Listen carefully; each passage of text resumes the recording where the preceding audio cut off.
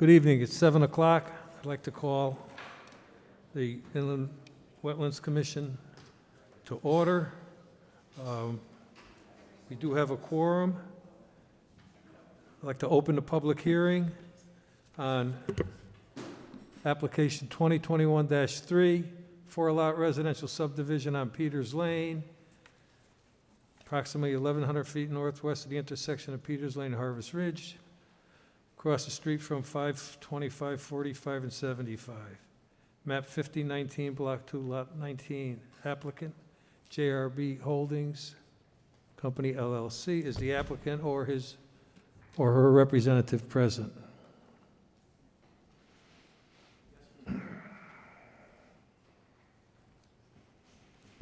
Good evening, Mr. Chairman, members of the commission. Ms. Is the mic Kerrigan, on? can you? Okay. Is his mic on? I can't hear it. Hello? Is that working or no? I guess it's on. Okay. Okay. It sounds it, but is it picking it up there? Yeah. Okay. That's all that matters, I suppose. And as long as you can hear me. So for the record, good evening, Mr. Chairman, members of the commission, Madam Clerk, and Attorney Sullivan. For the record, my name is Chris Smith. I'm a land use attorney with the law firm of Alter and Pearson, and I appear before you this evening on behalf of the owner applicant, JRB Holding Co. LLC. And as you recall, at last month's hearing, or last month's meeting, we did our presentation, and we were winding down, and we were starting to get some questions from Commissioner McCann in particular, and some of the other commissioners, and you continued the hearing until this evening. Correct. Which, from what I understand, it's the last evening under the statutes, under 87D as incorporated in the Wetlands Act. So we appear before you this evening, and we're hoping to finish up our presentation, take whatever questions we have. And I know there was, the town had indicated through Attorney Florick that John Florick, that the town might be interested in retaining a consultant, and they did. And right around Labor Day, it might have been right before, right after, we were contacted by Alex Florick, and my client did grant permission to the BL company, the consulting firm that was retained by the town, to access the site, and they did prepare and file a report, and a copy was provided to us by Attorney Florick as a courtesy. So we're prepared to respond to that, but I understand Attorney Florick will probably want to present that, and I wasn't able to talk with him beforehand, and then if we may, then we'll rebut it, so to speak, or respond to it at that time. However, we were asked to make sure that our hydrogeologist was here for this evening's continued hearing, and to that end, we have Robert Good of Weston Sampson, who is with me this evening and on behalf of the team. And what I'd like to do is turn the podium over to Mr. Good, Mr. Chairman, and he can respond to some of the specific questions that we did receive from Commissioner McCann, and then to any other questions that the Commission has concerning the WPS report that I summarized because we did not have a representative available at the last evening of public hearing. So to that end, with your permission, I'd like to turn our presentation over to Mr. Good. Okay, thank you, Mr. Chairman.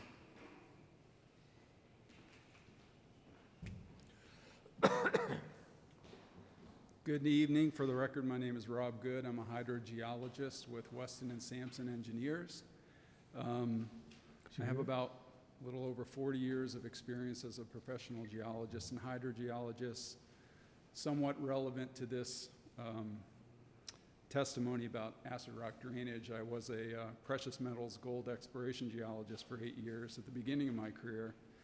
So I'm very familiar with sulfide occurrences and identifying sulfide and various things. I've worked in Connecticut for 32 years. I'm a licensed environmental professional. I'm a certified professional geologist with the American Institute of Professional Geologists, and I'm a professional engineer in the state of New York. I did, at the time this assessment was put together, I worked with WSP, so that's why my name's on this report. I've since moved to Weston and Sampson Engineers.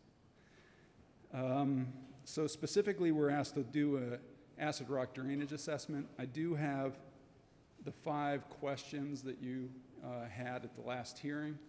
I'm happy to go directly to that or give you a summary of the report. How would you like me to proceed? I think, can we address these questions? Sure. We'll just go right to that. So making sure I have the correct, there are 5 questions. The first one states, talks mostly about the geology, pumpkin ground member, an indication that the DEP has identified pyrite in the pumpkin ground member. I'm not personally aware of that specific reference in the pumpkin ground member. Does somebody have that reference? I'm familiar with the unit.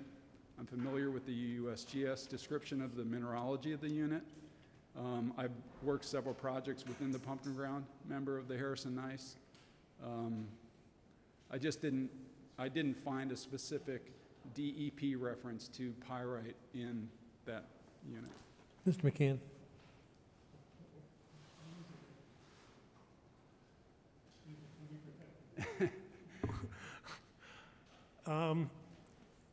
Are you aware of the remediation that the DEP and the Connecticut DOT were required to do, I'm guessing probably close to 20 years ago, on Beaver Dam Lake, where they spent thousands of dollars to clean up Beaver Dam, which is literally a driver shot away from this site?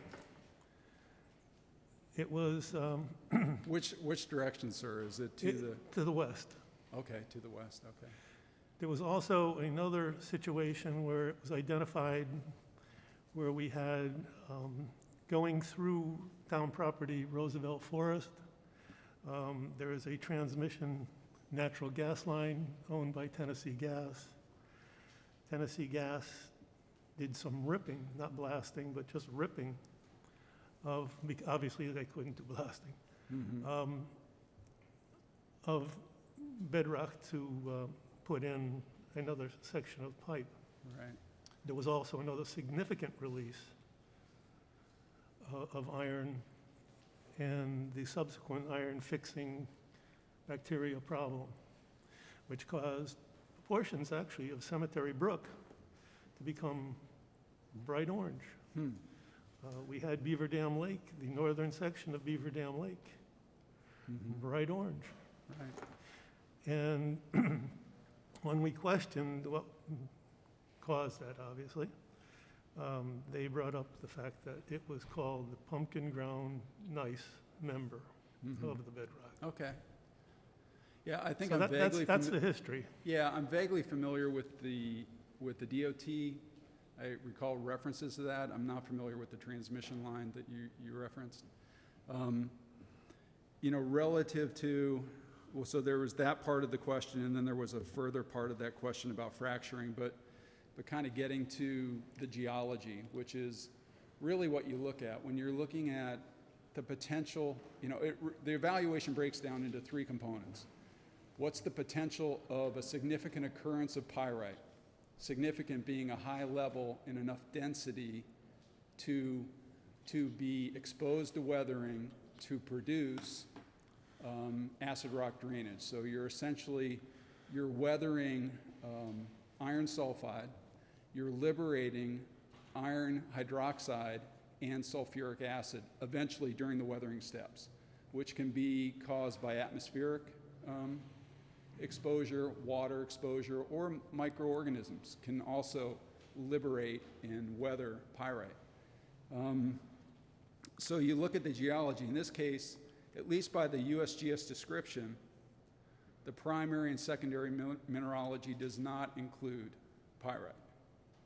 It's principally a feldspar quartz, some ferromagnesium, biotite, a little bit of garnet. As you move to the east in the Trap Falls, you get a little bit more quartz, a little bit more iron magnesium minerals, but no reference of pyrite. Now that's not to say that you can't have a pyrite occurrence in those rocks. They're metamorphic rocks. All of those rocks are similarly metamorphosed. Their origin is principally volcanic rock, igneous rock. So the original rock was either extruded from a volcano or related to intrusives of igneous rocks. And they've been subsequently metamorphosed during tectonic processes. So in their original form, they could have had disseminated pyrite. In some cases, that pyrite can get concentrated by metamorphic processes. So you look at that, the first cut is what's the rock, what's the description, and in this case, you don't have that pyrite occurrence. We look at, we did a site inspection looking at the rock, and there's enough rock out there that you get a good sense of what the mineral assemblage is. And we looked at hand samples, and we didn't identify pyrite in the rock. We looked at outcrops, and the degree of oxidation on the rocks gives you some sense of the occurrence of pyrite. We did not see indications of pyrite by visual inspection. A third line of evidence is the DEP's identification of certain areas in the state that are, have a propensity for acid rock drainage. We're not in one of those locales at this location. And the last line of evidence that we use is looking at mining deposits, historical mining records, which is interesting in Connecticut. It has quite an extensive mining history. And for minerals, and some of those deposits include sulfides. And those tend to be in those three areas that the state has identified, kind of in the northwest section of the state, the east section of the state, and the Central Valley. So we're not in those locations. And I think the nearest historical mining location is about 5 miles north of the property. So I guess to your point, I can't sit here and say there's no potential for sulfide in these rocks. But those lines of evidence indicate to us that the potential is low in this setting. Excuse me, but Yes. didn't you say Lot 4 had a significant potential for it? Yeah, and in looking back at the report, the reason that Lot 4 was identified is that it is underlain by the Trap Falls Formation, which is, by mineral description, it's essentially the same as the pumping ground member. It's a little less metamorphosed, so it's a schist as opposed to a gneiss. It has a little less feldspar, a little bit more iron mags. But one mine that's within about 5 miles of the site is underlain by Trap Falls. Now, they mined other minerals than pyrite, but pyrite was noted as a secondary mineral in that deposit. So that's why we identified Lot 4 as, maybe the potential's higher there, but still, looking at the lines of evidence, the potential is generally low.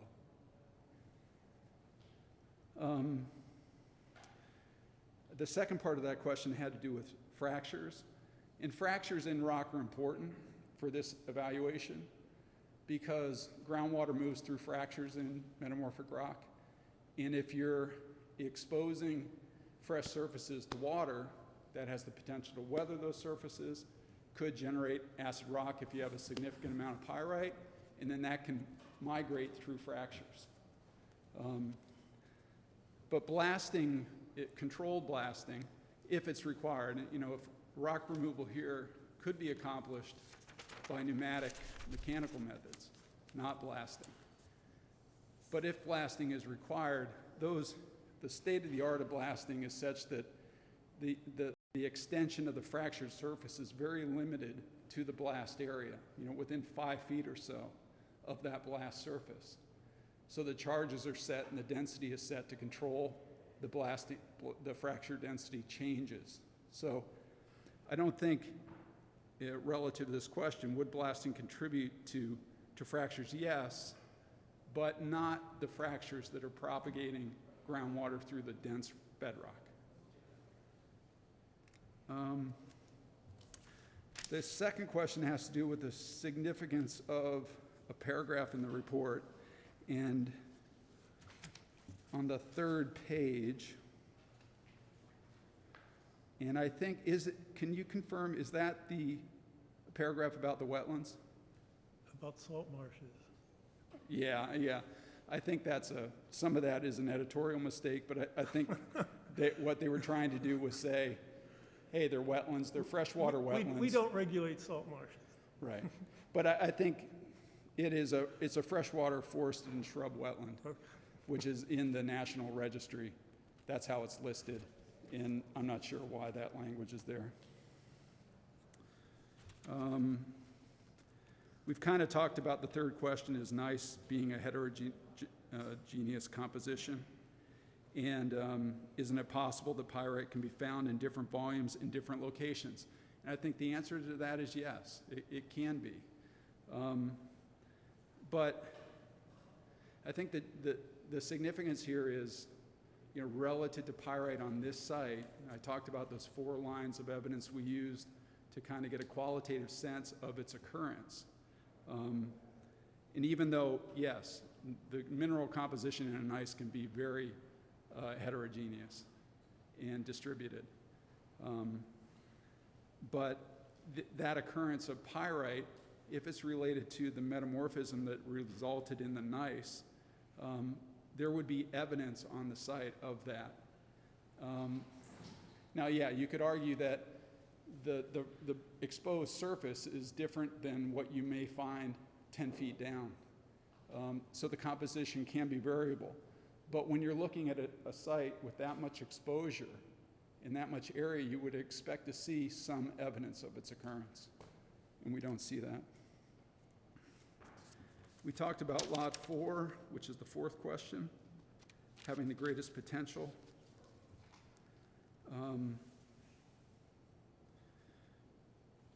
And let's see, the 5th question about, it states, shouldn't better preliminary evaluation be conducted prior to the on-site work?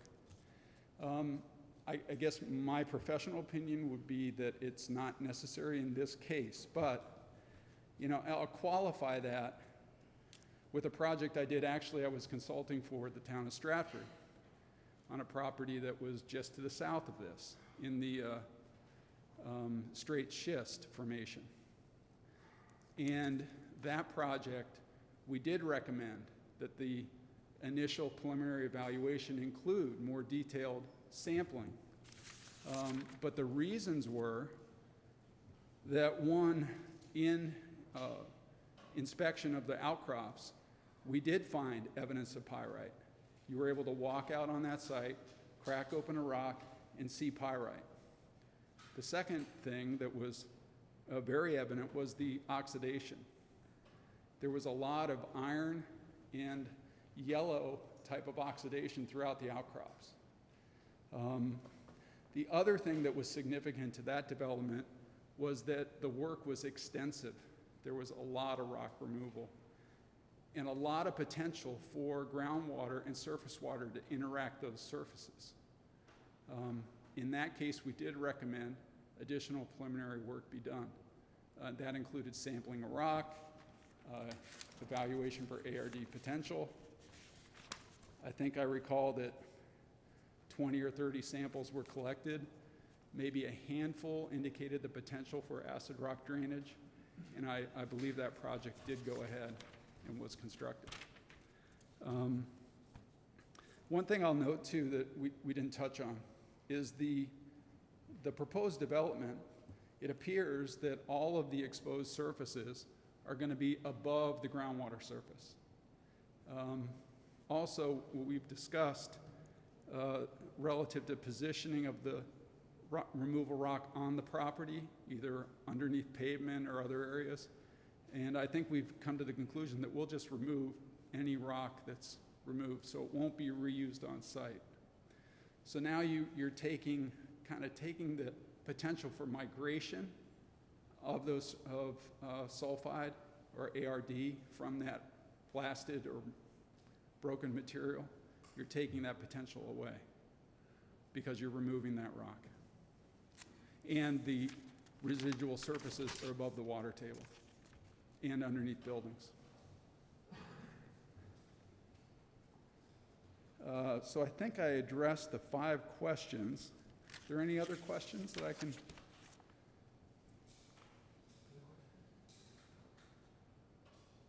Okay. I'm here if anything comes up. Yeah. Just a couple of quick questions. For the record, Mr. Chairman, members of the Commission, Chris Smith, and Mr. Good, you've testified, and just for the record, the applicant, my client, would agree as conditions of approval, as we've indicated before, if there were to be any blasting required for any of the foundations or for any of the activity on the site, that an on-site monitor would be brought on to the site to monitor any of that blasting.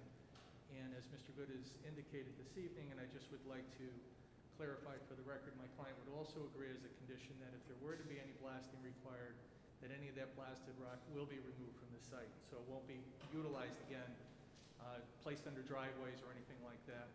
I think it's important to appreciate the fact that any of that would occur above the groundwater table. So you're going to eliminate any access to any pyrite, if it were there, to the groundwater table, and you're not going to expose it to any precipitation above ground relative to the elements, if indeed it were blasted and then just stockpiled, for example. I would like to ask Mr. Good, in your professional opinion, based on those conditions and in your report, in your opinion, would the activity that's being proposed, and in particular blasting, if it were to be required, result in an adverse impact to a wetland or water course? Yeah, again, Rob Good, in response to that, similar to our report, my opinion is that the potential is low and that would be no significant adverse impact from the proposed development, especially with those conditions, from acid rock drainage to the on-site wetlands. It's important also to point out that we did recommend some observations be made specifically in Lot 4 because of that potential we talked about with the trap falls. The good thing is that pyrite in this environment is very observable. It's not as though you need to cut thin sections and do all kinds of petrologic analysis to find out if it's there. It's very visible. And if it's not visible, then it's not there in significant quantity to cause a problem. So. Mr. Good, for the record, Chris Smith, just for clarification, you were involved representing the town of Stratford relative to the Avalon Bay, I believe it was an 830G, Section 8-30G affordable housing application a little further down the Merritt, Parkway on the north side of the Merritt.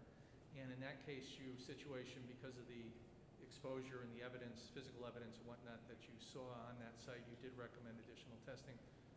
And just for clarification, you don't see any reason for any additional testing relative to looking for pyrite on this site prior to construction. However, indeed, again, if there were to be blasting, that there would be a monitor on site to make those observations. But at this point in time, you see no need for, as a professional hydrogeologist, any need for additional site investigation relative to pyrite or ARD.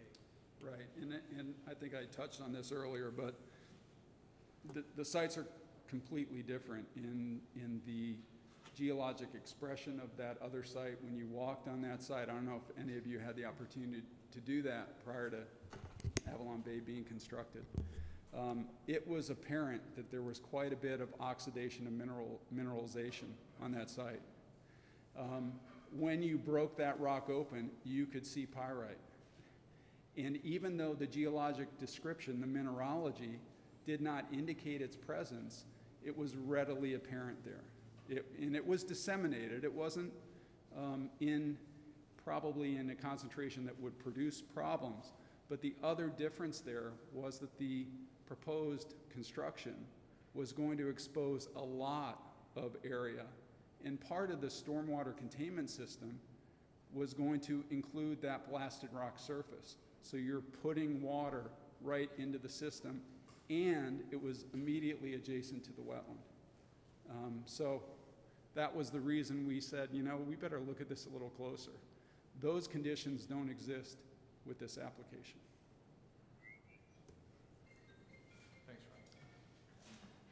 Thanks, Mr. Chairman, that concludes our presentation of the application. I do just want to state on the record, Eric Davison, our soil scientist and wetland scientist of Davison Environmental, is here to respond to any questions at this point in time, as well as Dave Bjorklund of Spath Bjorklund, our professional civil engineer, who you heard from at the first night of public hearing. But so they are here if you have any questions, and I understand that Attorney Florek may have some a presentation for the commission. I'd like to reserve the right to respond to that in rebuttal. Okay. Thank you very much. Yep.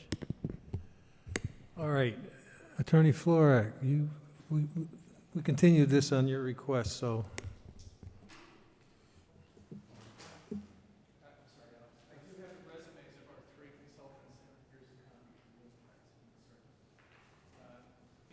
You can pass them up. Just pass it this way? Yeah, that's fine.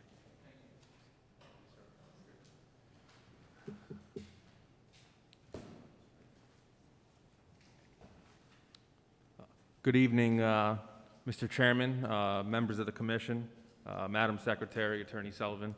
My name is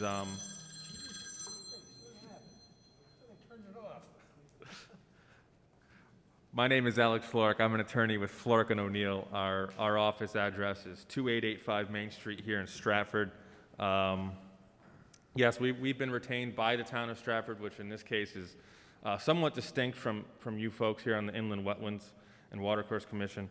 That is because we've been retained because the town owns property adjacent to this Peter Lane parcel.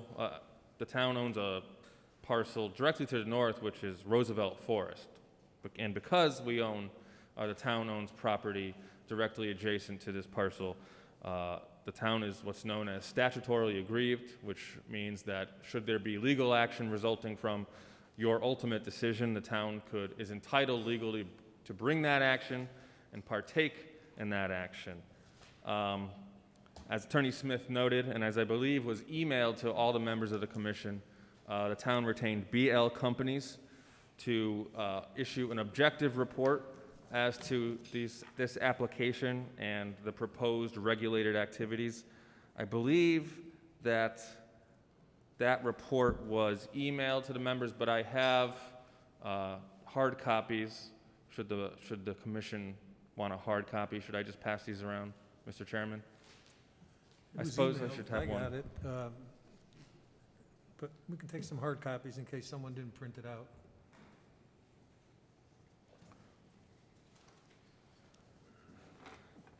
And specifically with me this evening from BL Companies is Robert Rolls, who is a professional engineer with that firm. Mr. Rolls has 10 years of experience in civil engineering and, among other things, subdivisions. With Mr. Rolls is Sagan Simcoe, who is a professional soil scientist and a professional wetland scientist, and he has been in that industry for over 14 years. As Attorney Smith just submitted, I also have Mr. Rolls and Mr. Simcoe's resumes. I can hand in a couple of copies of those. I don't believe I have one for everyone.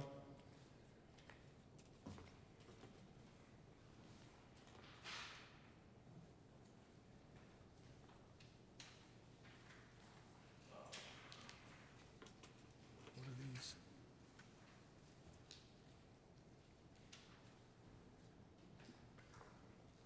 Attorney Smith, I can get you a copy of Mr. Simcoe's. I have a copy. What is that? And then finally, just a resume. last week, I think finally in terms of submissions to the Inland Wetlands Commission, last week, BL Companies did do a site inspection in the presence with one of the applicant's experts. There are some pictures that were taken at that site inspection, so I would like to submit those pictures to the record. I won't be referring to them, but I believe Mr. Rolls and Mr. Simcoe may make reference to them.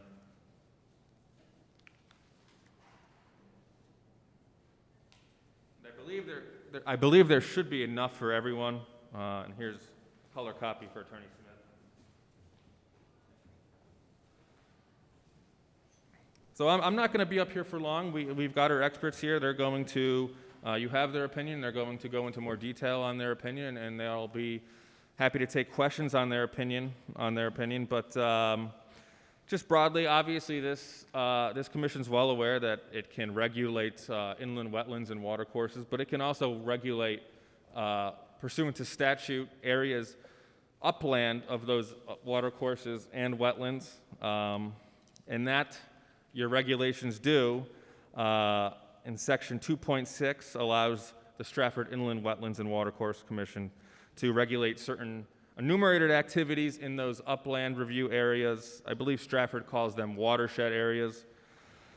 And as it relates to this application, Section 2.2.6 of your regulations states that the upland review area is 250 feet from Cemetery Brook, which I think either runs through this property or directly adjacent to this property.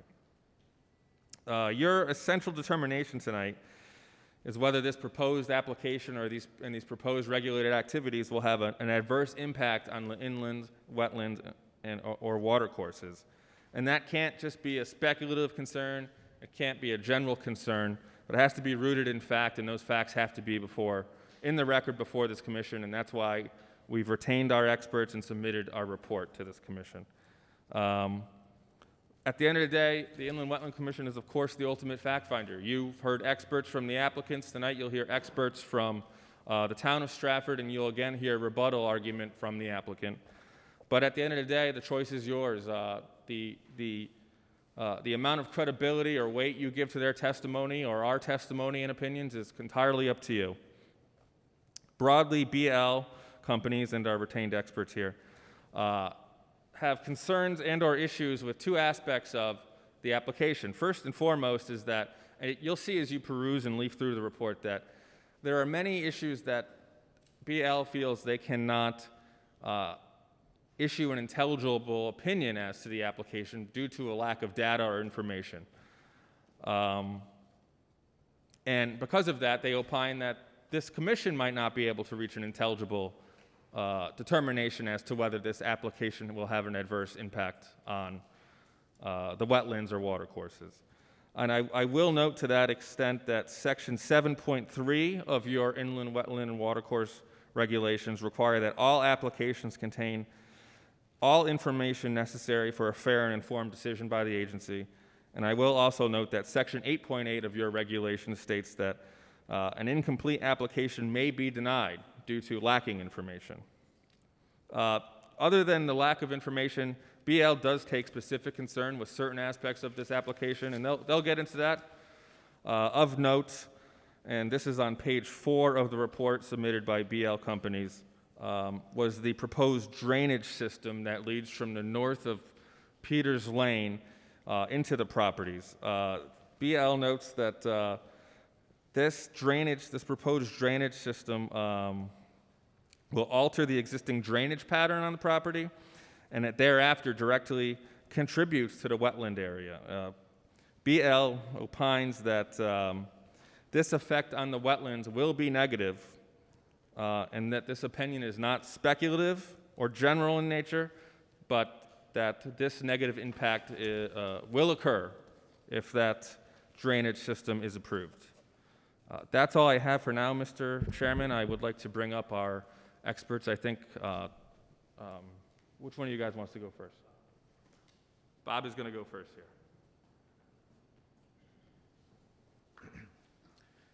Good evening. For the record, my name is Robert Rolls. I am a senior engineer with BL Companies.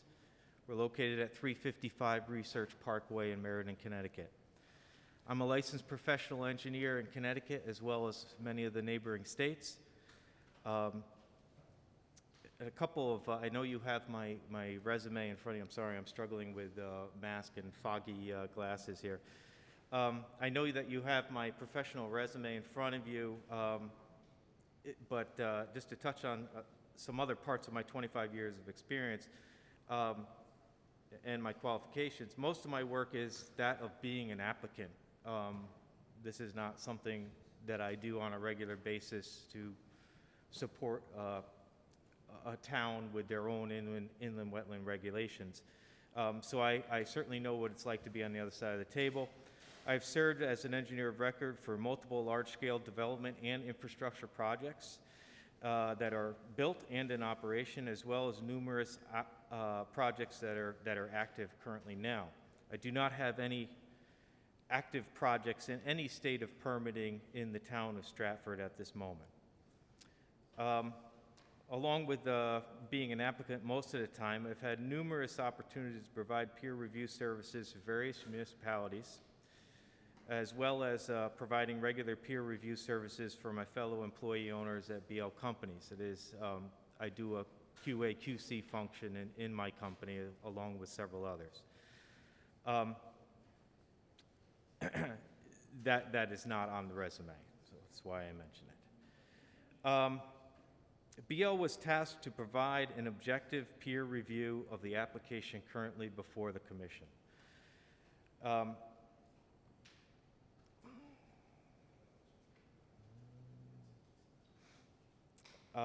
We've provided a letter report with our various findings and recommendations.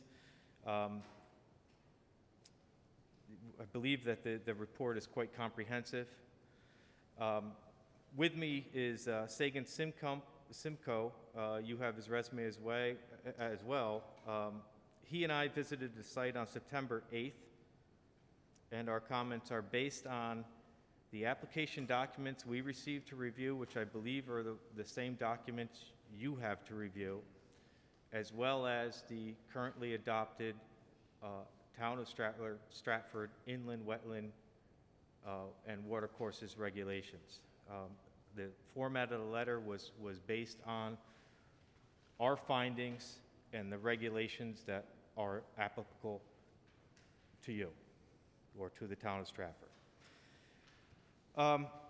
As I mentioned, we believe the report is comprehensive. In the fact that it's 13 pages long, I don't want to read it and waste everyone's time. I hope that you all have read it. What I would like to do, if it's all right with the commission, is to present the conclusion that we have and then go through specific sections of the report that are what I would consider the key features or the key items that develop that conclusion. And then from that point, if you want me to expand on anything else in the report or go through other details, I think it would be prudent. I'd certainly be willing to do that. So, starting at the end, on page 13 of our report, our report dated September 14th, we state, "It is our professional opinion that there is not enough information provided within the submitted documents to recommend approval of the project. Further, there are some design issues that must be resolved before we can determine impacts of the project on wetlands and water courses and the project's adherence to the Town of Stratford's inland wetland and watercourse regulations." To clarify that statement, I would like to jump to page 5 of our comment letter.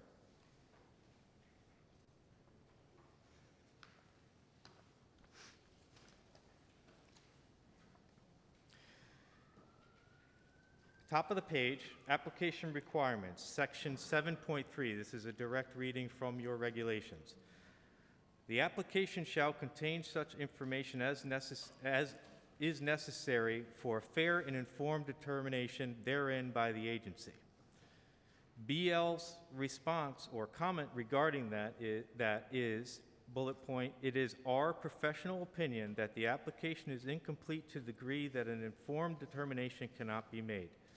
There are too many missing elements related to, but not limited to, existing conditions mapping, stormwater pre- and post-construction mapping and calculations for the impacts to be properly quantified and or understood. There are also design deficiencies that could render direct impacts to the Town of Stratford and abutting property owners. We recommend the commission either deny the application or require that the applicant provide the required information as indicated throughout the document, meaning our report, needed for making an informed determination. So, I would like to support that somewhat bold statement in regarding your section 7.3. And with that, well, let me first state, that's basically saying that there isn't enough information to make an informed decision, and it references maps and calculations and a whole bunch of that sort of thing. A lot of that stuff can be overcome. Conditions of approval, resubmittals, so on and so forth. The design issues are a little bit more difficult. They can also be overcome, but in my experience, when there are design issues on a project like this, resolving them also, it has a big impact on the project. An impact such that, you know, things change, big things change. You know, all right, let me continue on here. Okay, so with that, you know, I'm up here saying that design issues are an issue and need to be corrected. So as an example of that, I'd like to go to page 7 of our report.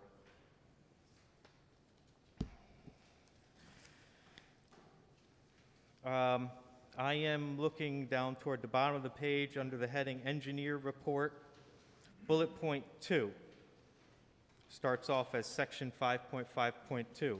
Again, well, let me just read. Section 5.5.2 of the Town of Stratford Inland Wetlands and Watercourse Regulations require, quote, from your regulations, the velocity or volume of runoff or floodwaters both into and out of wetlands and watercourses will not be adversely impacted. BL's comment to that is, this cannot be determined by the reviewer, BL companies, with any degree of certainty. And I'm just going to read the next several bullet points. It is unclear if the applicant's analysis of the 5, 10, and 25-year storm events fulfill this regulatory requirement.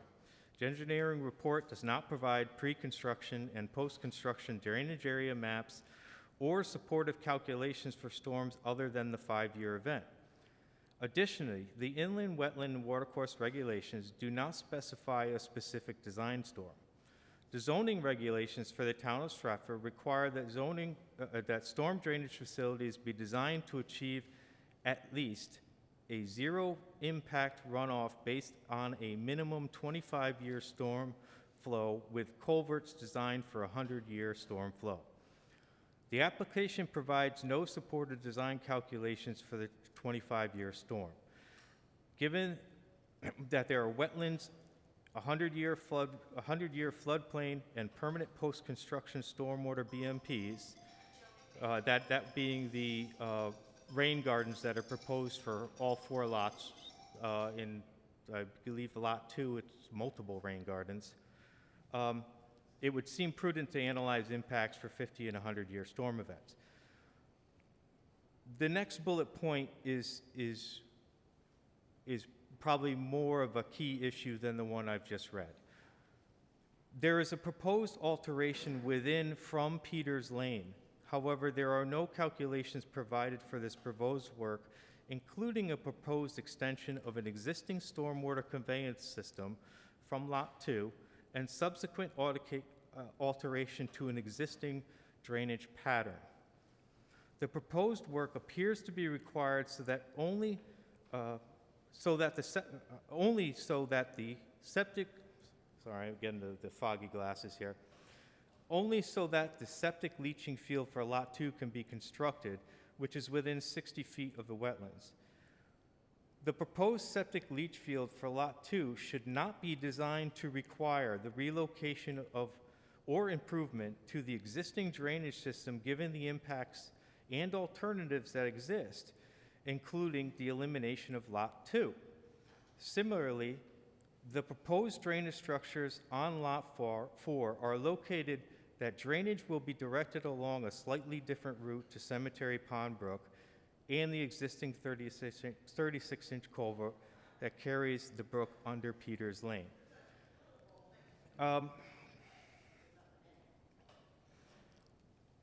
The other bullet points are talking about the use of the rain gardens, and I'm going to paraphrase a little bit here, but in general, we're of the professional opinion that given what's on the plans now, a lot of the stormwater that the applicant claims in their engineering report must go to those rain gardens will not go to those rain gardens. And I can point to examples of that on the plans if necessary.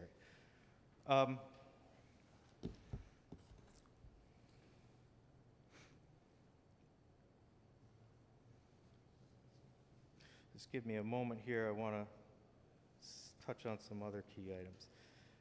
And while I'm thinking of it, on page 10,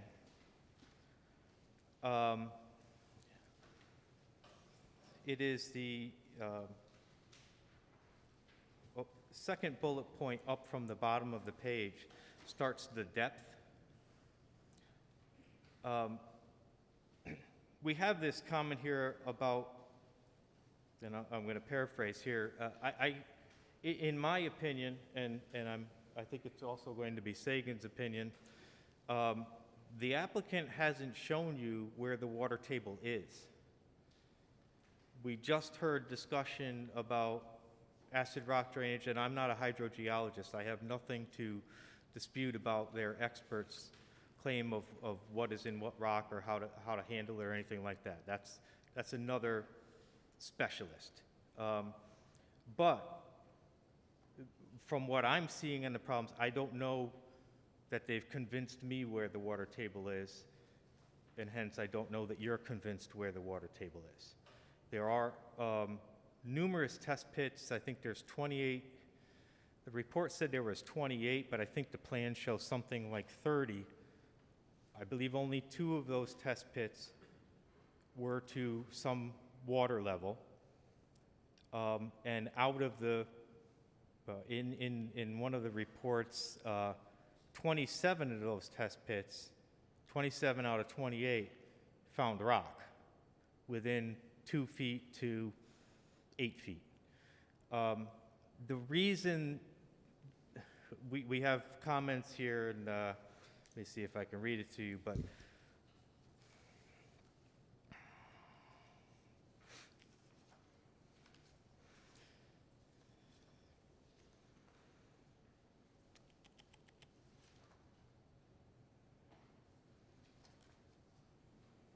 sorry about that. Just give me a moment to find it.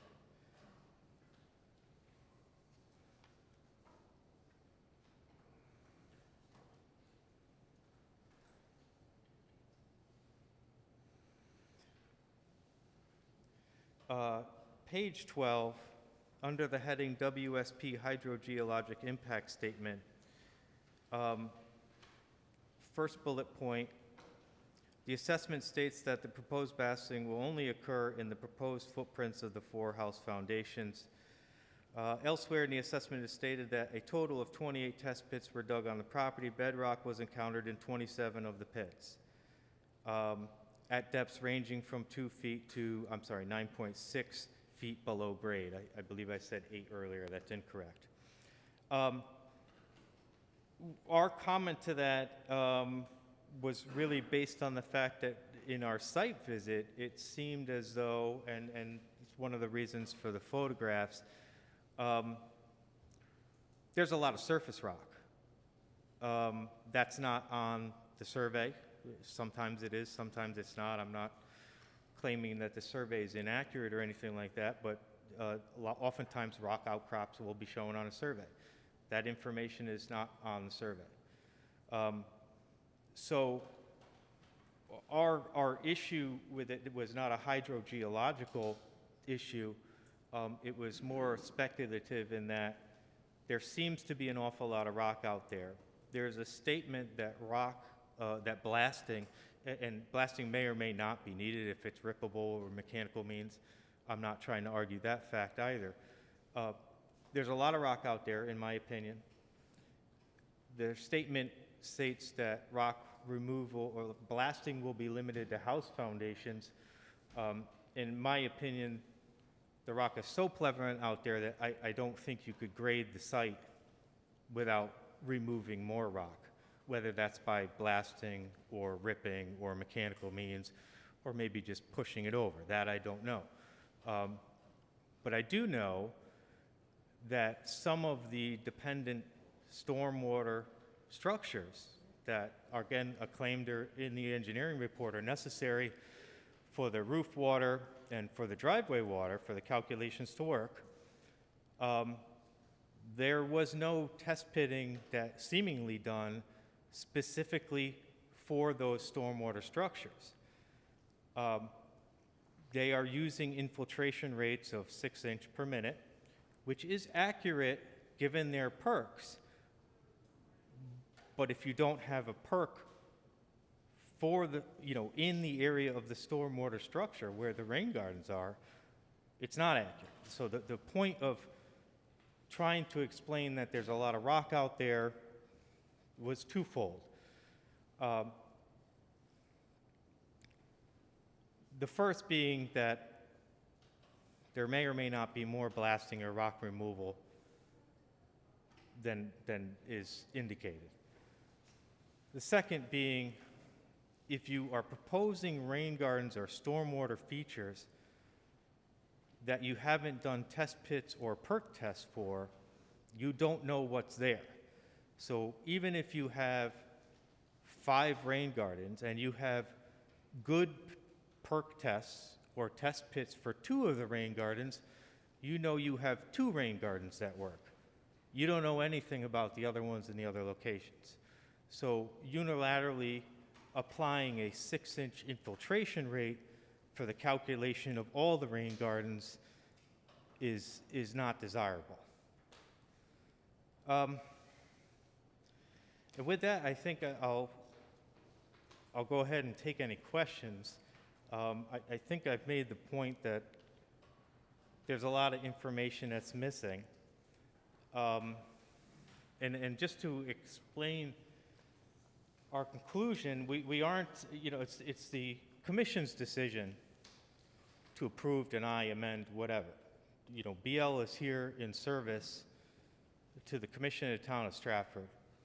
We looked at the regulations, we looked at the submitted drawings and engineering calculations. We've provided some recommendations based on that. We can't recommend approval for the 2 reasons.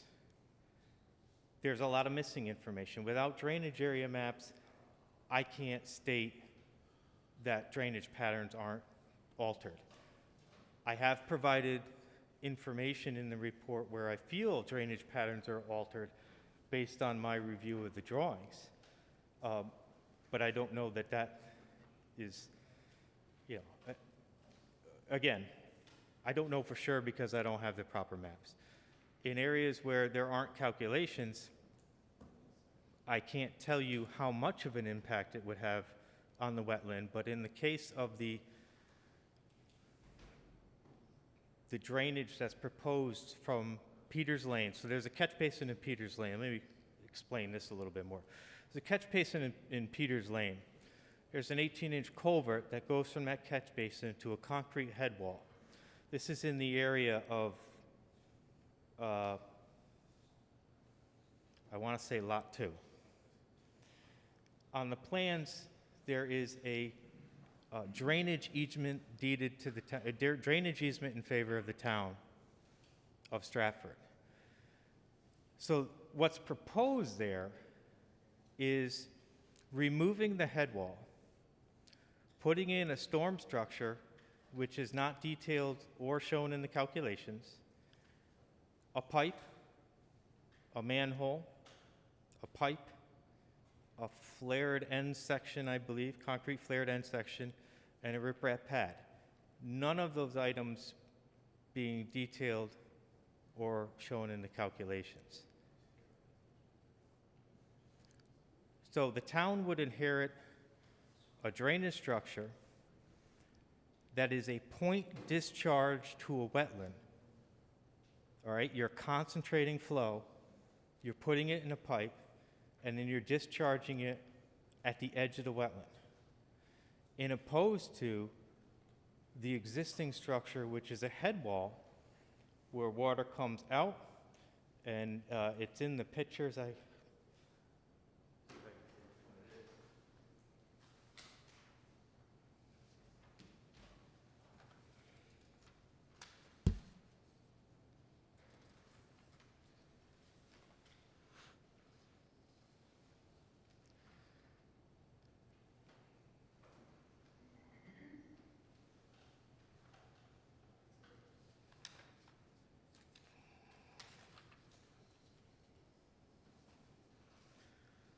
Okay, so I'm on page 4 of 5 of the photographs. The top two pictures are of the culvert in the area of Cemetery Pond Brook. That's not the one I'm referencing here. The photograph second down on the left-hand side, you can see a small concrete head wall and like a half moon on the top there, some vegetation right there. And then the picture directly to the right of it would be the existing flow path from that head wall. The point I'm making is you see the rock there, you see vegetation, and you see that it's certainly not a straight line discharge. It's about 140 feet to the wetland over land. In most states that I do work with, specifically in Pennsylvania and New York, we need to show that we're slowing it down, spreading it out, and soaking it up. That's the drainage model. We try to avoid doing the opposite of that, which is concentrating it and speeding it up. Okay, so in our opinion, there is definitely a difference between the existing outlet that's there and the proposed modification. And if the plans were approved as is, it would be my opinion that would have a negative effect on the wetlands. I cannot give you a number on what that negative effect is because I don't have the calculations. So with that, I'll take questions.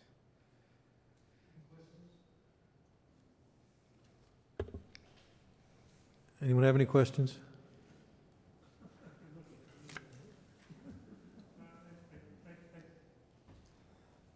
Mr. McKeon. I think your report was very adequate. Thank you. Okay, thank you. Well, I'm here all night, so. Thank you. Attorney Smith. Let's see if Smith wants to read.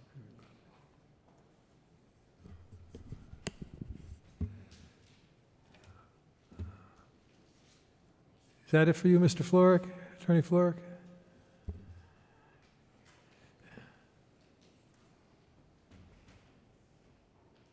No, Mr. Simcoe just informed me that unless the commission has any questions for him specifically, we're all set. I think you'll hear from Attorney Smith and the applicants for a rebuttal session. Thank you. Attorney Smith? Chairman, for the record, Chris Smith, on behalf of the applicant, just to expedite and stay in the form of the proceedings as I understand you do them, perhaps we should hear from the public. If there are any additional questions or comments, we can respond in one rebuttal to everything that you've, to the BL commentary, and as well as anything from any of the neighbors or any citizens that might have comments, and then the commission, of course, just so we can do one rebuttal. All right, we can do that. Are there any more questions from the commission? No. Are there any questions from the public or any comments from the public?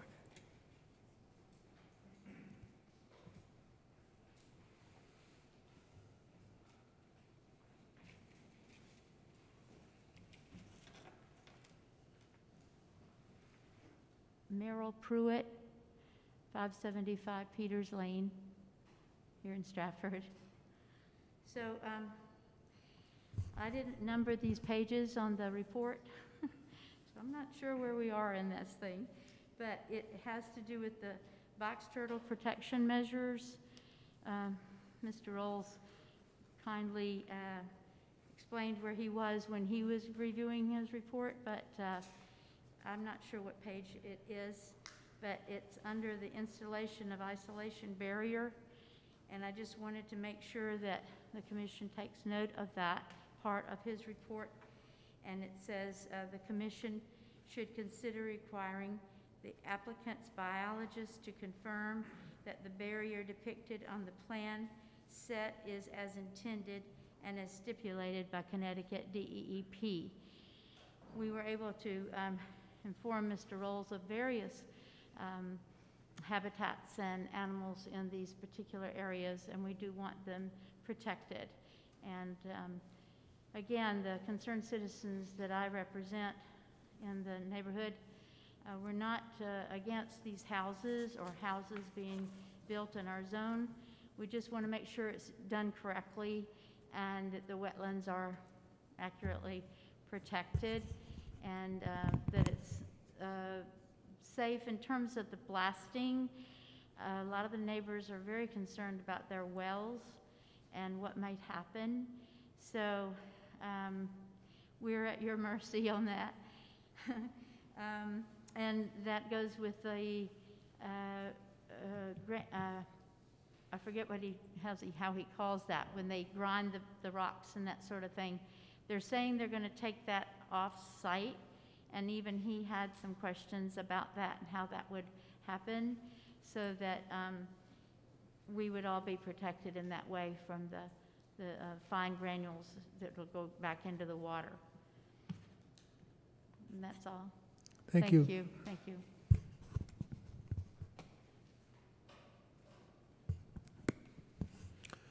Anyone else?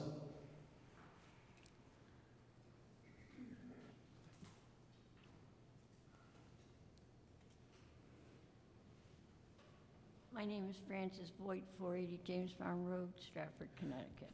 You can get it. Could you repeat that, please? Frances Voigt, 480 James Farm Road, Thank you. Stratford, Connecticut. And we've been property owners up there for coming up to the 100-year mark, because we do family. I don't like the idea of the blasting, because you don't know where in the name of God that's going to end. And you have a sign up right in front of the forest. Be on the lookout for bears. Now, many years ago, my brother was walking through those woods and got hung up with a bear. Now, I can't verify any of that, but there's a sign there, and there are a lot of animals in that area. You also have a pond just a little bit further down with fish in it and things like that. I mean, I don't know, but the blasting doesn't set right with me, because that can shake foundations and God knows what. Anyway, thank you. Thank you.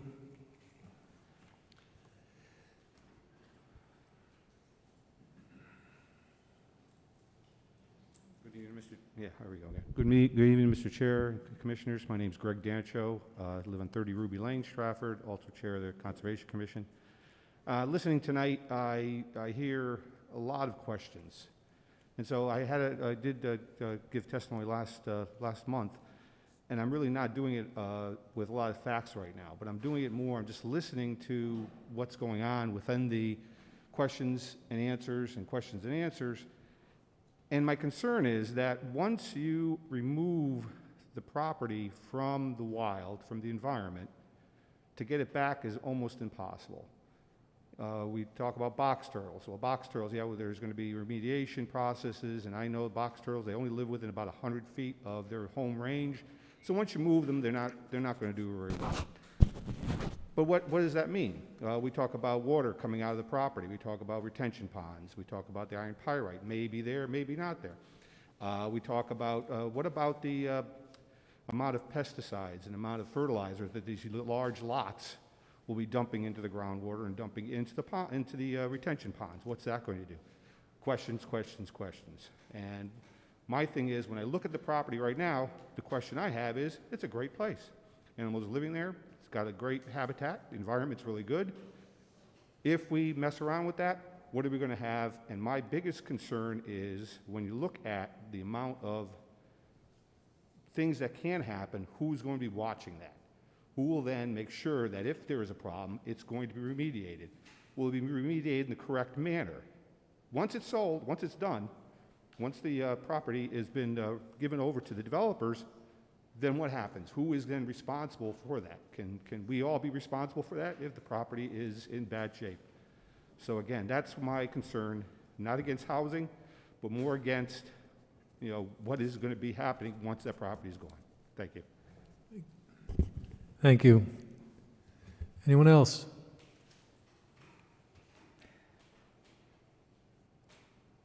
Attorney Smith, looks like it's you.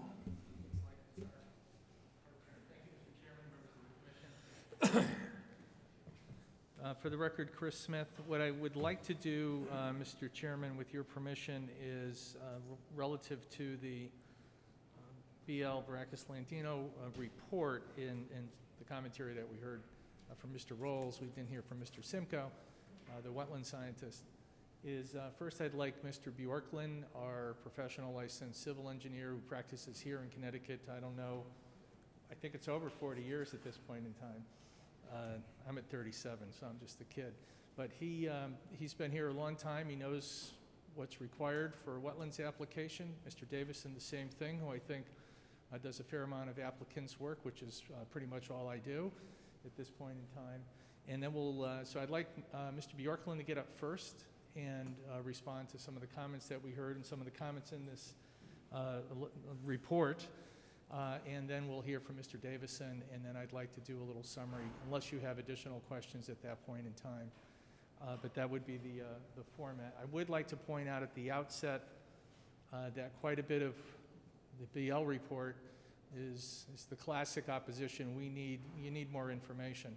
I'd like to remind the Commission that, for the record, this is a 9.94 acre parcel of land. It's 10 acres. It's a 4-lot subdivision. The runoff associated with the single-family lots in this subdivision, for those of you who own single-family homes, what's the runoff? It's going to be what falls on your roof and your driveway. We're not talking about a commercial parking lot. We're not talking about the old Raymark site or Avalon with a fairly intensive build-out. This is a 10-acre parcel. That's where the runoff is going to come from. You'll hear from Mr. Bjorklund that the drainage patterns with this property are not going to be changed. How could they be? There are going to be 4 homes on it. That's it, with driveways. There will be no change. We did not hear from BL. They didn't do any mapping. They could do that. They can take our plans and they can do that evaluation.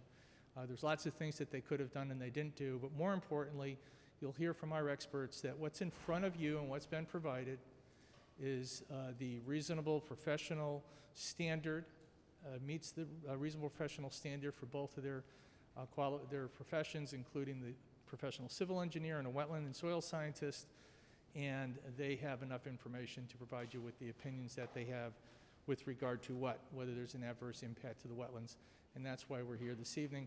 I would like to comment also that blasting may not even be required. And you heard from Mr. Good how blasting occurs these days. It's not like you go and just, they're small charges, they can be done correctly. More importantly, I would respectfully submit, having sat on a wetlands commission, served on one for 16 years, it's not a wetlands issue unless it's somehow going to impact the wetlands. That might be a safety issue with wells or a public concern. That's addressed by the Planning Commission, which would address the subdivision application. Most importantly, because I've heard blasting, whenever this occurs where there might be some blasting to accommodate the development, it's regulated. It's regulated through state statutes and ordinances, and it's overseen by, I believe it's your fire marshal here in town. So any of that any concerns with that would be addressed at the next level with the Planning Commission, not with this, I would respectfully submit, not with the Inland Wetlands Commission. And as far as the Inland Wetlands Commission with the concern with potential ARD, we've already heard, if there is going to be any blasting for what are we talking about? Foundations for 4 homes and the driveways that are going to service those homes. My client has offered to have a monitor, such as Mr. Good there, anytime that occurs. And if indeed there is any blasting, even if it's required, any blasted material, pieces of rock that appear, will be taken off site.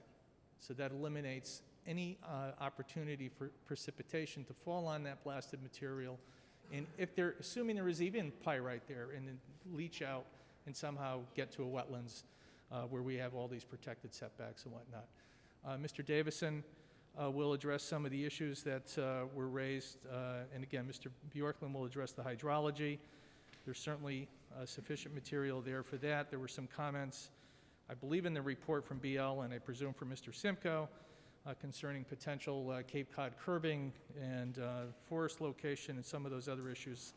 But with your permission of the chair, I'd like to turn the podium over for Mr. Bjorklund, who will provide a response. We'll hear from Mr. Davison, and I would like to reserve the right to just kind of pull together our conclusion for the commission after we've heard from those experts. Fine. Thank you.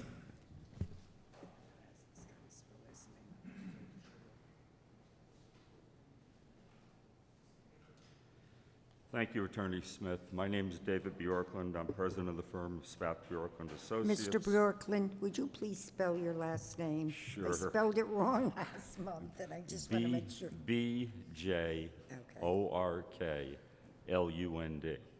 Okay, thank you. Not a problem. I spell it several times a day.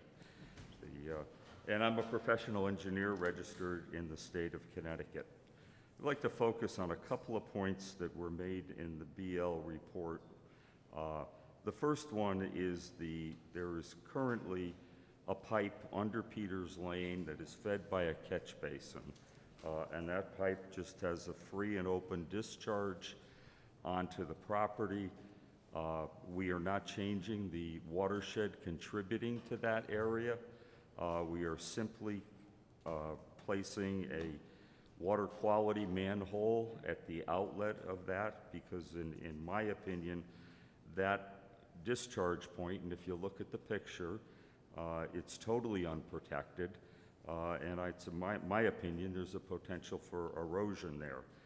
The Storm Tech manhole that is spec'd on the plans was the suggestion of your administrator, Kelly Kerrigan, when we sat down and we talked about designing drainage there. It is piped through a series of manholes, and then it is discharged to a riprap pad. All of this was designed, unfortunately, and I apologize for this, those design computations did not get into the engineering report. So it's the same amount of water that's going to the wetlands. It's entering the wetlands at a point a little bit to the west of where it enters now, but it's going through a water quality manhole, and then it's discharged to a riprap pad. Neither one of those features are there today, so it's my professional opinion that this is an improvement in the situation, not a possible potential impact that we're creating as a result of adding this infrastructure. The same amount of water that goes to the wetlands in the last rainstorm is going to go to the wetlands in the future. On our stormwater management report, because the Commission doesn't have any regulations specifically discussing design storms and runoff, what we did is we looked at the runoff from all the homes and driveways, and we routed them into rain gardens on the property. I think one of the primary design points of this subdivision, if you look at it, is with the exception of that discharge of the stormwater and the riprap pad down to the edge of the wetlands, we maintain at least a 50-foot buffer from the edge of the wetlands to any activity on the property. And when you get over to the side of the property where Cemetery Brook is, that buffer, and this is an untouched area, it's beyond, we clearly note on the plan where the limited disturbance is. And when you get beyond that, what we have noted on the plan as the LOD line, there's 90 to 110 feet of undeveloped property that's going to remain untouched. As Attorney Smith just said, these are single-family homes with driveways. Yes, we're going to route all the runoff to the rain gardens, and any other runoff that's generated on the property is going to pretty much pick up the existing drainage patterns that have been there for years, and it's going to run down through these undeveloped areas. I think this is a very strong design point of the subdivision. It's not hard infrastructure, but it was done intentionally to provide protection to the wetlands. And I think, you know, we have achieved that. With regards to the rain gardens themselves, there is rock on the property, I'll admit it. But for the most part, in most areas, we had at least 2 foot of soil, and the rain gardens, in the most part, are shallow. They're 1 foot to 2 feet deep. And so if we do encounter rock, we can achieve the same area for these rain gardens just by making some adjustments in the field.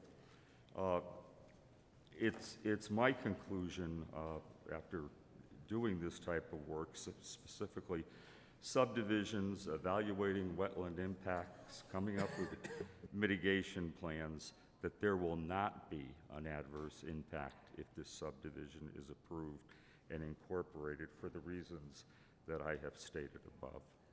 Thank you.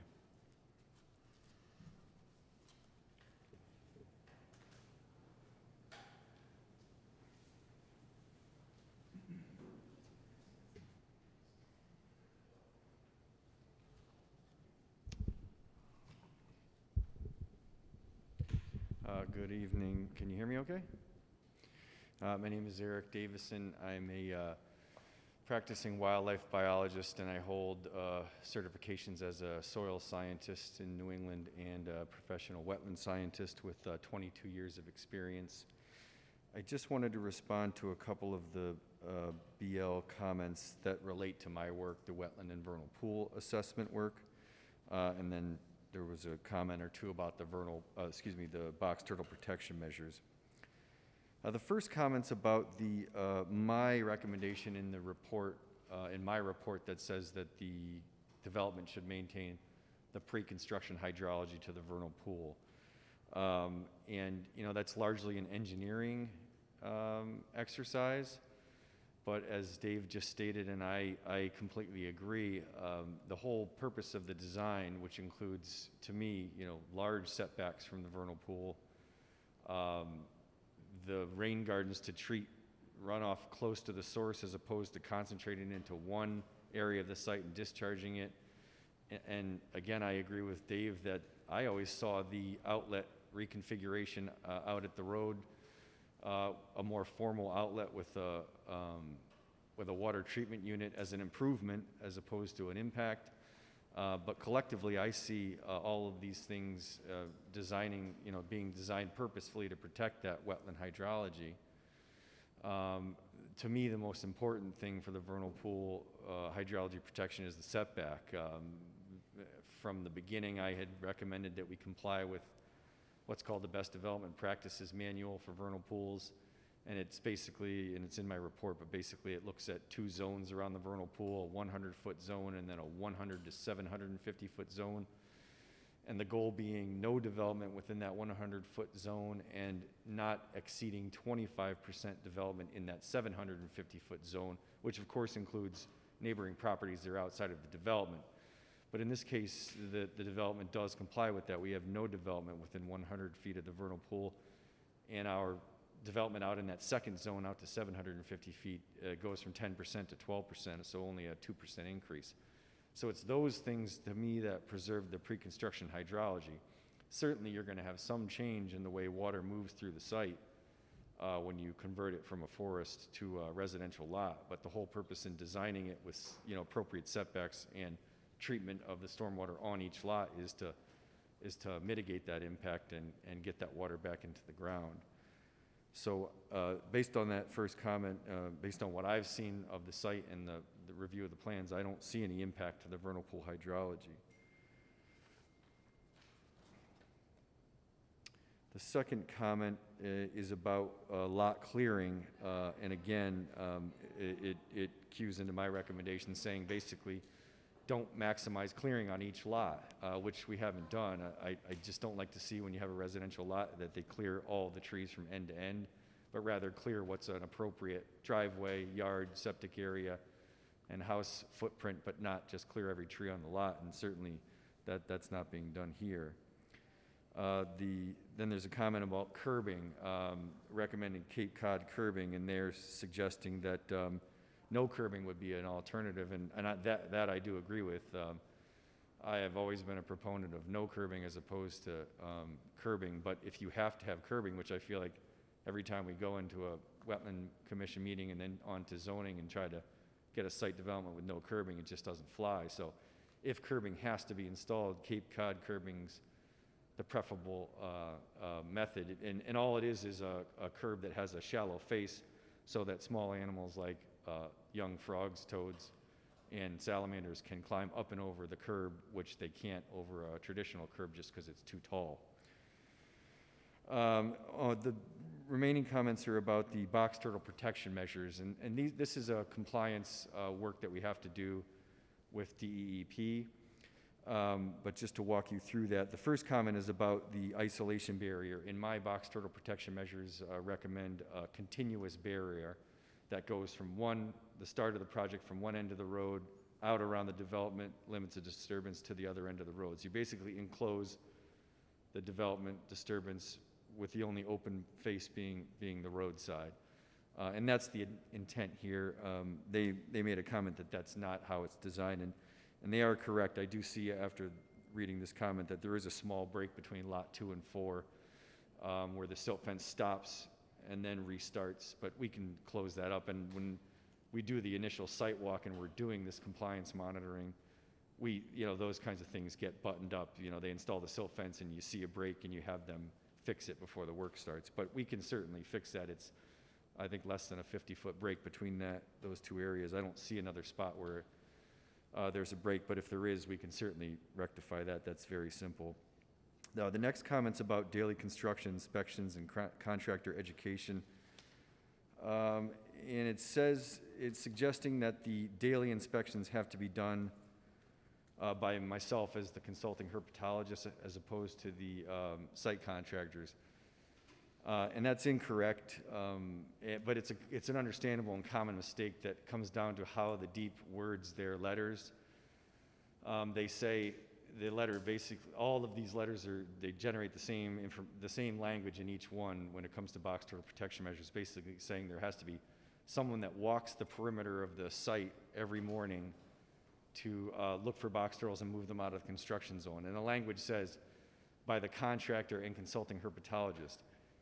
And that language is intended to be inclusive as opposed to exclusive, meaning it can be both the contractor and or the herpetologist, but it does not have to be both of them at the same time. And this has come up so many times over the past 10 years or so. And we've talked to NDDB, and they understand that, and they'll respond to you if you can get them to, and they'll say that, yes, that's a misreading. Basically, it's somebody, either the contractor or the herpetologist, has to be on site every morning.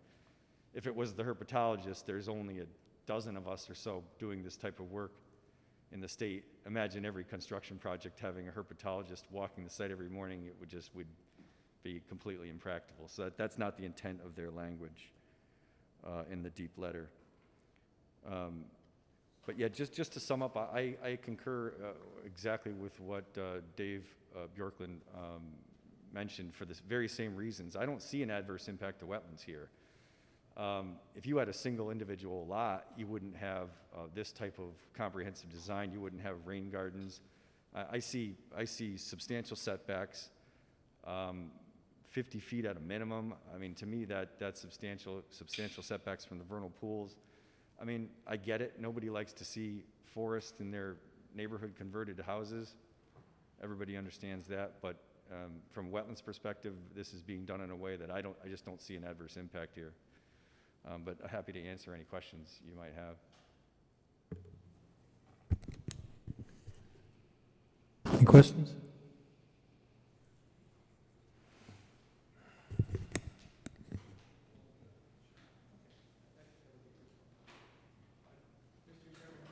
For the record, there was a comment with the groundwater table, and you just asked Mr. Good to respond to that, and I would like to remind the commission that Mr. Good is a hydrogeologist, a professional, and it's, it is referenced in his resume, and I think we heard from Mr. Rolls that he's not, obviously. He's just a civil engineer, which is a civil engineer, don't get me wrong, but he's not a hydrogeologist, and he admitted to such. So if Mr. Good can comment All right. on that one comment relative to what's in the record and has been generated. Yeah, for the record, Rob Good. I think the comment had something to do with we really don't understand where the groundwater surface is, and I think there's a lot of empirical but also anecdotal information that can be used here. I mean, we do have close to 30 test pits. A number of those test pits are in the area of the proposed structures with depths of overburden of 2 to 9.5 feet. No evidence of water in those test pits, either by observation or residual effects in the soils. So that tells you that precipitation is being managed by runoff and infiltration pretty readily. The topography plays a role in this. So groundwater, if it's not in the till overburden, then it's in the bedrock. And we have about 20 to 30 feet of elevation change between that bedrock surface and the surrounding water, surface water, wetlands and such. That groundwater configuration in the rock is somewhat controlled by those discharge elevations of surface water. So the absence of water in that overburden tells me that the groundwater surface is in the rock, obviously, and because of the elevation change, it's 5, 10 feet into the rock, if not more, and all of the proposed work is above that elevation. So I think we do have some information about groundwater, and that reinforces part of the conclusion, or the evidence for the conclusion, that we're not going to be encountering groundwater, or those surfaces won't be encountering groundwater. Thank you. I don't know if there's anything further, Mr. Chairman. Chris Smith, for the record, from Attorney Floric and his the BL folks, or any of the public otherwise. And if not, then I'll just give my little conclusion. Otherwise, I'll defer to any other comments from, again, the public or the town through Attorney Floric. Thank you.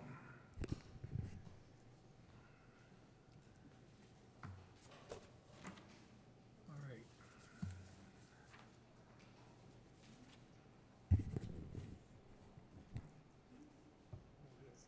What's that? I can't hear you.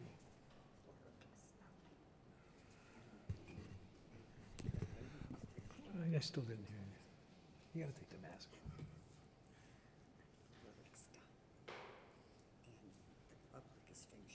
Right, you can close it, yeah. That's what I was gonna do. Peace. All right. So we're gonna bring this public hearing to a close. Mr. Chairman. No, he indicated to me he was. So if I can just, So we're going to close this public hearing and go right into our regular meeting. Mr. Chairman, Yes, sir. Can I ask a question? Of course. Before we close this? Of Attorney Floric? Actually, Attorney Smith can maybe answer the same thing. Sure, if I can answer it, I'll try my best. Yeah, a matter of procedure. The applicant is asking us to approve the subdivision without individual house sites being shown, which are then going to be sold to, as they say, owner/developer. If we approve this application, what is our responsibility other than just simply transferring a permit. Normally, when we look at an individual lot being constructed in a regulated area, we look at the housing site, the envelope, and sheds, pools, all the things that may occur within it as part of our permit process. Now, if we have a owner/developer come in with a proposal or design that we're not comfortable with, what are our options? And I mean, On behalf of the town of Stratford. yeah, no, I mean, you have an application in front of you. Can we deny that? Yeah, why not?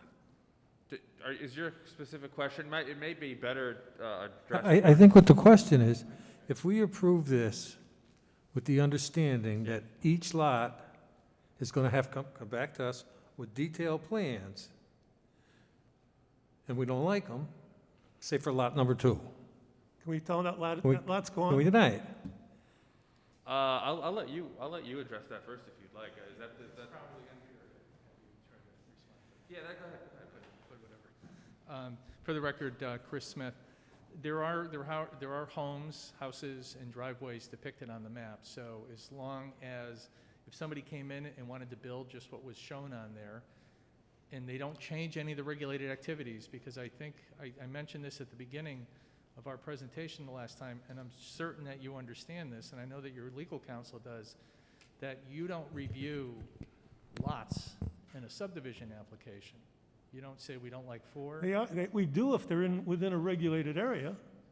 This whole subdivision is within a regulated You area. do if there's conduct as defined under 22A38 of our general statutes, in your regulations which incorporate, you have the DEP guidelines basically as your regs, and that defines regulated activity. So if indeed, you're certainly correct, if there's a regulated activity, conduct, if it's not regulated by statute or your regs, then you don't have any jurisdiction over it. If it is, you can regulate it, and if something changes, something new is proposed, and it will result in an adverse impact, and that's what the record demonstrates, then yes, you could say no to that regulated activity, whatever it happens to be. If somebody wanted to move a house, I'm just making this up, within that 100-foot setback of the vernal pool, and they came to you and said, you know what, we'd like to do this. I know that, this application was reviewed by the commission back in 2021, and you approved it, but we'd like to move it within that 100-foot distance that Mr. Davison has talked to you about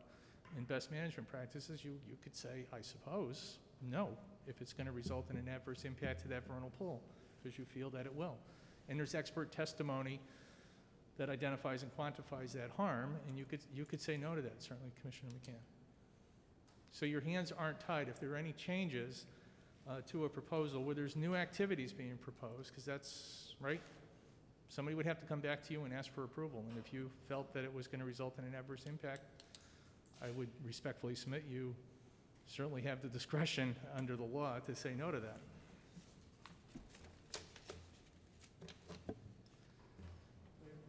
And in closing, I would just, unless, oh, Alex, okay. No, go ahead, close. Okay, no, I was just, yeah, I didn't know if you had any further comment on that. Oh, I just want to put on the record that he's asking you for all the houses where they are. So somebody could come in and just ask for a subdivision and ask for the subdivision improvements, if there's a road or something like that. But what he's asking you for in this application is all those things, even though he's not been to, the zoning side yet. So that's what he's asking for. He doesn't have to ask for all that when he comes in and asks you for a permit, but that's what he's asking.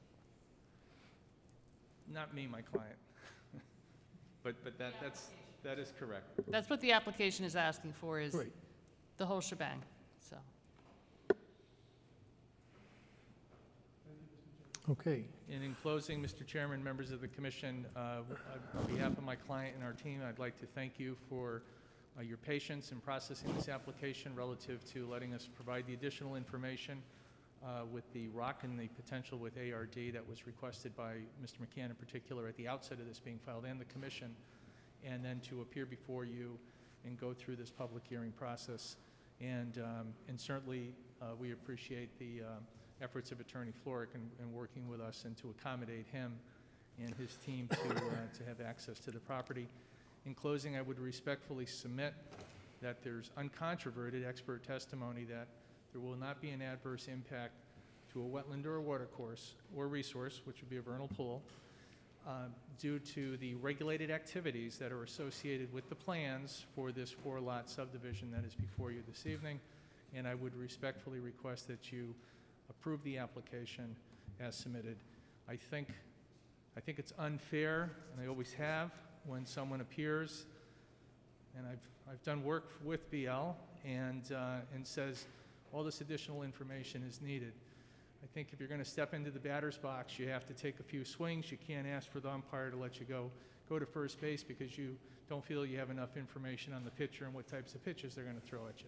I think that you've heard our experts testify that there's more than adequate information, expert information, to provide and base their expert opinions to you, both from an engineering perspective, a wetlands scientist and soil scientist perspective, and a hydrogeologist perspective, with the conditions that we've recommended to protect the wetlands as this goes forward, if you were to approve it, that there will not be an adverse impact to a wetland or watercourse.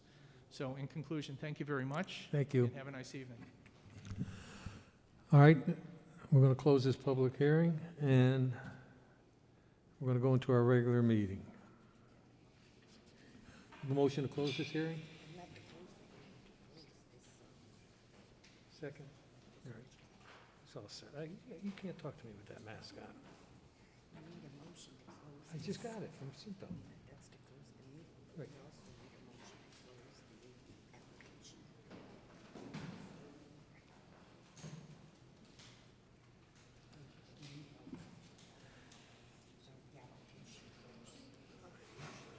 Eddie, can you make a motion to close this application? He did. Second, John Waite. All in favor? Okay. All right, let's call the... We did that first. It's done. It's done. Okay, where's my agenda? You have it? You got it. That's right. Okay. All right, I'd like to call a regular meeting to order at 8:35.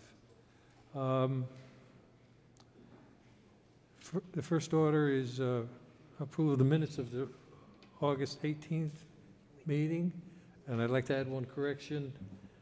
We're going to change the spelling of Mr. Bjorkman's name to the way he spells it, and that'll be the correction on the minutes. Anybody else have anything else on those minutes?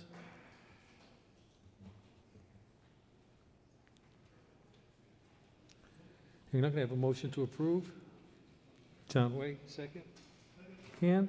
All in favor? Thank you. Next item is old business.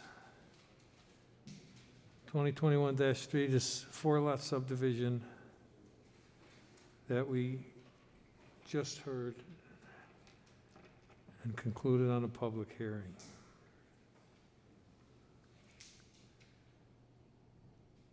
We are required to render a decision tonight.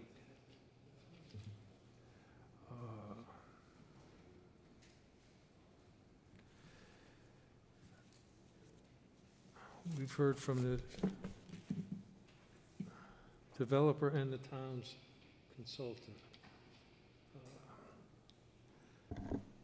Any discussion on this? Mr. Chairman, why is it always me?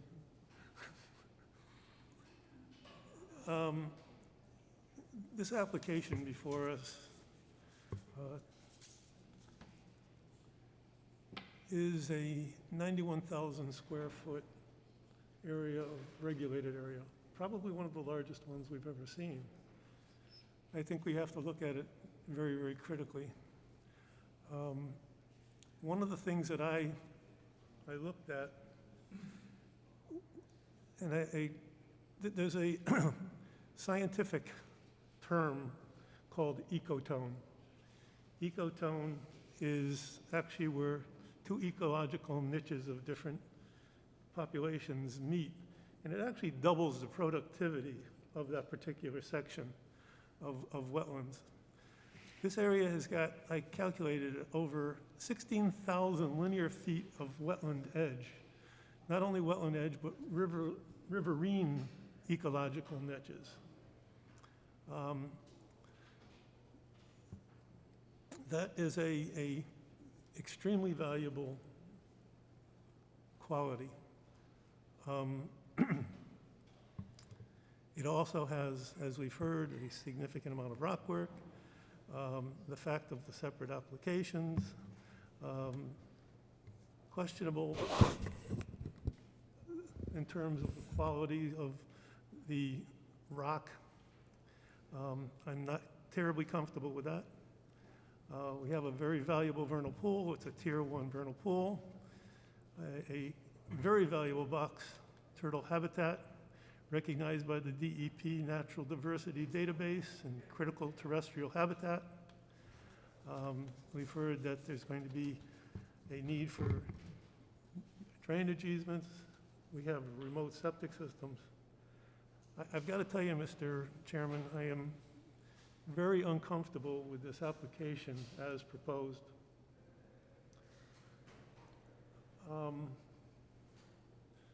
So I am going to have to make a motion to deny the application. We have a motion by Mr. McCann to deny. Do we have a second? Second, Mr. Blake. Mr. Blake, just for the record, you did review the previous meeting.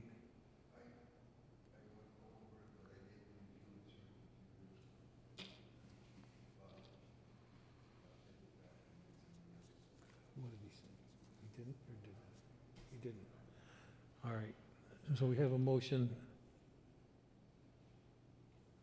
Do we have a second by someone who sat at the meeting or who has reviewed the I'll second the motion. TV tapes of, you know what I mean? I'm We have a mo- uncomfortable with. All right, we have a the motion application and- Yes. and we have a second. Any further discussion?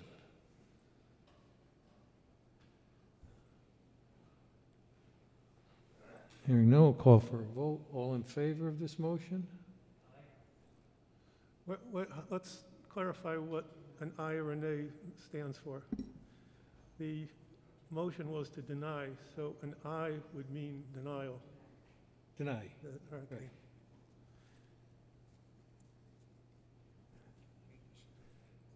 So again, we have a motion, we have a second. All in favor? Aye. Aye. Cinto, Waite, McCann, Blake, and Blake. Motion carried. Huh? Angela, no, she didn't vote. What? She didn't vote, that's all. She didn't do anything. That's all right. You got to call for, you have to call for abstention. You have to call for abstention. All right, the next item is new business. We have this 20-lot residential subdivision, and tonight, we have to decide whether or not to accept this application as complete.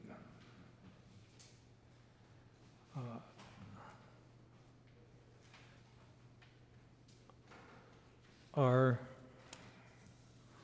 administrator, Kelly, who is sick, has some questions.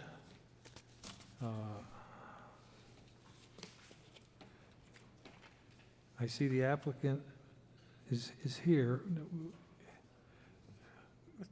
I think we'll entertain a brief presentation because we don't want, all we can do tonight is either accept this application as complete and then you can make your presentation next month, or not accept it as complete and essentially table it, and you'll have to respond to questions primarily from our staff for the next meeting. Mr. Chairman, Yes, based sir. on the fact that Kelly is not here and she had some comments, and I personally had a comment or questions of the administrator in terms of what the completeness of this application. The biological reports, and there is a number of elements in this thing that seem to be lacking in terms of completeness, in my opinion. I think it would be appropriate to have the administrator here before the vote of completeness is made. So I don't know if what's appropriate, but I would suggest we table this until the next meeting. I tend to agree with you because she's not here to ask a question. You can't answer a question if you We can't need ask her it. advice to make that decision. Right. And without that advice, I'm very uncomfortable. Because, right. Well, I'll entertain a motion. I make a motion to table for till next meeting. Motion, second by Cinto. All in favor? And what I'll do now is, I'll direct Kelly to get in touch with you, and so she can, because you just came back from vacation, she can start this dialogue, and then we can talk to you in October. Okay, thank you very much for your time. Thank you. Sit here. Did we have any staff report? I didn't see it. There's so much stuff here, I don't know what I don't have.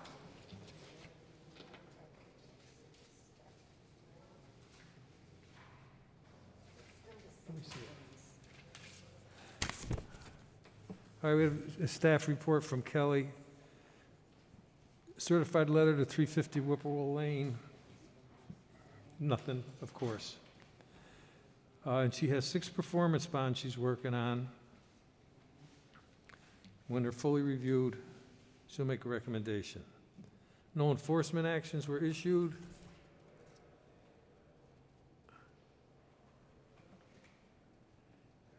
And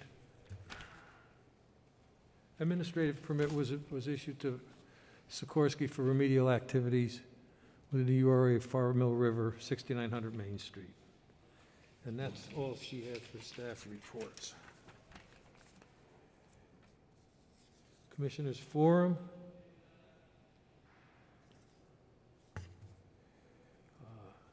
Motion to adjourn.